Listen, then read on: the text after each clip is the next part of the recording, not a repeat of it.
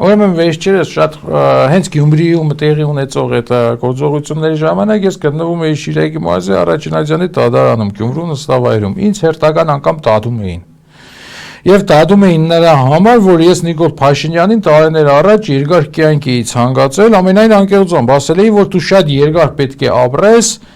որովհետեւ դու տեսնես այն ամենը, ինչը պատճառել ես մեզ։ Հիմա դրա համար ինձ դադում են, դա համարել են բռնության կոչ։ Չնայած փորձագետը հասկանում են, որ բայց փորձագետը դա համարել է անեծք։ Իրենք համարում են բռնության կոչ։ Ինչևէ, այդտեղ դադավորը ինձ հարցնում է, դադարանում այդ գործի ընդհանրության հետ կապված, արդյոք ես ուզում եմ, որ գործը քննվի Գյումրիում թե ոչ, ես շատ ուրախ ասում եմ, որ այո, ուզում եմ։ Ինքը զարմանում է, ասում եմ, հայ, ես ուզում եմ, որ ինձ Գյումրիում դադեն։ Ու հետո ասում եմ ինչի, ասում եմ, որովհետև ավելի լավ է ինձ Գյումրիում դադեն, քան Բաքվում։ Նույնիսկ դադավոր այդտեղ չդիմացավ, ասել ես ինչի, որ մենք ամեն ինչ պետք է անենք, որ գոնե դադվելու դեպքում դադվենք Գյումրիում։ Բայց դադվենք ոչ թե բնակարանային գողության համար, այլ դադվենք հայրենիքը սիրելու համար։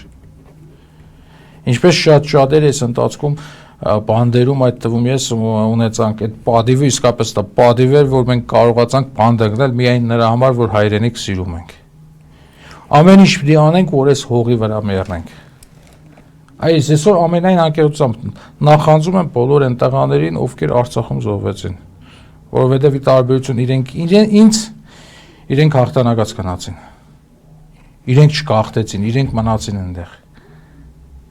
Այ մենք ամեն ինչ պետք է անենք, որ մենք մնանք ստեղ, թեկուզ այստեղ դադվենք, թեկուզ այստեղ մեռնենք։